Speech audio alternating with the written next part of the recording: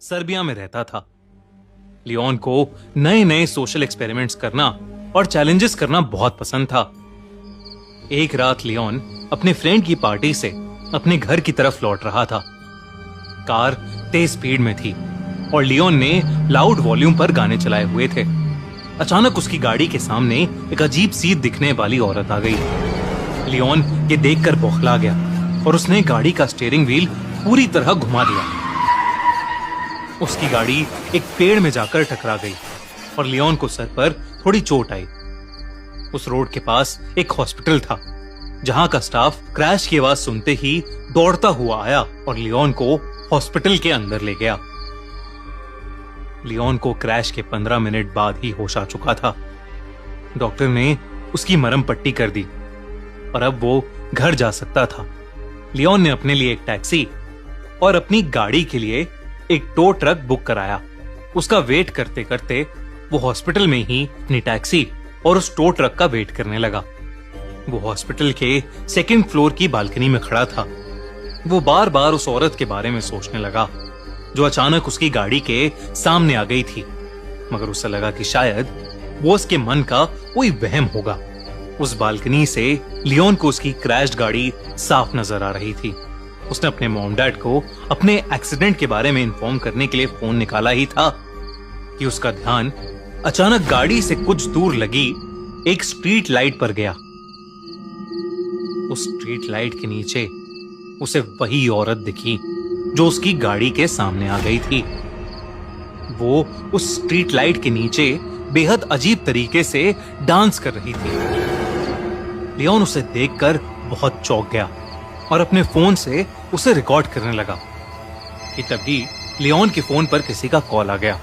Leone ने जल्दी से फोन काट दिया, लेकिन उसने जैसे ही वापस उस स्ट्रीट लाइट की तरफ देखा तो वो औरत अब वहां से गायब हो चुकी थी। उसके फोन की रिकॉर्डिंग भी अपने आप बंद हो गई। जब उसने अपनी फोन गैलरी चेक करी तो उसमें वो वीडियो थी ही नहीं। लियोन ये देखकर थोड़ा घबरा गया। उसके कुछ ही देर में उसकी कैब वहां आ गई, इसलिए और वो तुरंत वहां से निकल गया। मगर वो अभी भी काफी बौखलाया हुआ नजर आ रहा था।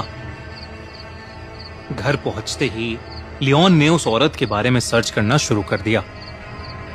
जब उसने इंटरनेट पर देखा तो उसके होश उड़ गए। इंटरनेट पर लियोन को एक वीडियो मिली जिसमें वही अजीब सी दिखने वाली औरत उसी स्ट्रीट लाइट के वैसे ही अजब तरीके से डांस कर रही थी। इंटरनेट पर लोग उस औरत को सर्बियन डांसिंग लेडी कह रहे थे। कुछ लोग तो उस डांसिंग लेडी को एक भूत भी बोल रहे थे और कह रहे थे कि वो डांस नहीं बल्कि कोई भूतिया रिचुअल कर रही है। ये सब देखकर लियोन उस औरत में और इंटरेस्टेड हो गया। अगली रात लियोन अपने छोटे भाई निको के साथ कैमरा लेकर उसी जगह चला गया जहां उसे वो औरत दिखी थी। वो दोनों रात के 12 बजे उसी स्ट्रीट लाइट से थोड़ा दूर जाकर छुप गए और कैमरा निकालकर उस औरत का वेट करने लगे। बहुत देर हो गई मगर वहां कुछ भी अलग नहीं हुआ। लियोन ने सोचा कि शायद वो औरत कोई मेंटली अनस्टेबल इंसान होगी। लियोन वहां से जाने ही वाला था कि उसने देखा कि सफेद कपड़ों में वही औरत उस स्ट्रीट लैंप के नीचे आ रही है। उसका चलने का ढंग बेहद अजीब था। बहुत ही अटपटी चाल थी उसकी। जैसे ही लियोन ने उस औरत को देखा उसने कैमरा में रिकॉर्डिंग शुरू कर दी। वो औरत उस स्ट्रीट लैंप से नीचे आई और दोबारा वैसे ही एबनॉर्मल तरीके से डांस करने लगी। इस बार लियोन ने देखा कि उस औरत ने अपने हाथ में एक चाकू भी पकड़ रखा है। उस औरत के बाल उसका चेहरा ढक रहे थे और इसलिए लियोन उसका पूरा चेहरा ढंग से नहीं देख पा रहा था। अचानक ही वो औरत डांस करते करते रुक गई और देखते ही देखते उस औरत की हड्डियां चटकने लगीं और उसके हाथ और पैर अजीब तरीके से मुड़ने लगे। तभी उस औरत ने अपना चेहरा लियोन की तरफ किया और वो उसे देखते ही जोरों से हंसने लगी। उस औरत का चेहरा डिसफॉर्म्ड और बेहद डरावना था। वो अब धीरे धीरे लियोन और निको की तरफ चलकर आ रही थी। लियोन और निको ये सब देखकर बहुत डर गए। वो फौरन अपनी कार की तरफ भागे।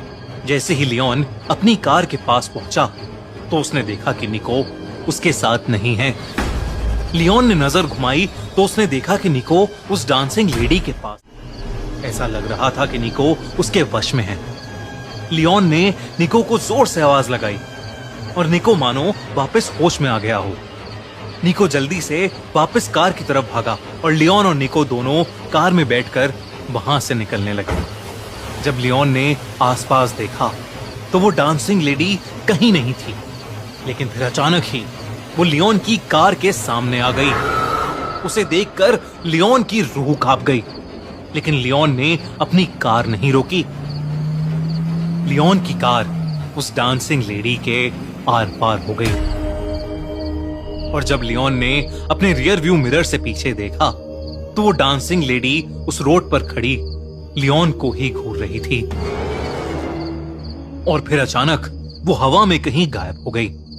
उस रात वो दोनों जैसे तैसे घर पहुंचे और चुपचाप सो गए।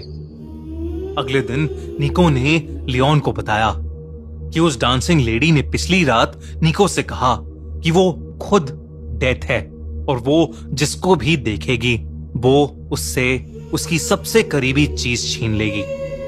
इस इंसिडेंट के कुछ ही दिनों में कुछ ऐसा हुआ जिसने लियोन और निको की जिंदगी हमेशा हमेशा के लिए बदल दी। एक रात लियोन और निको की मां एक्सीडेंट में मारी गई।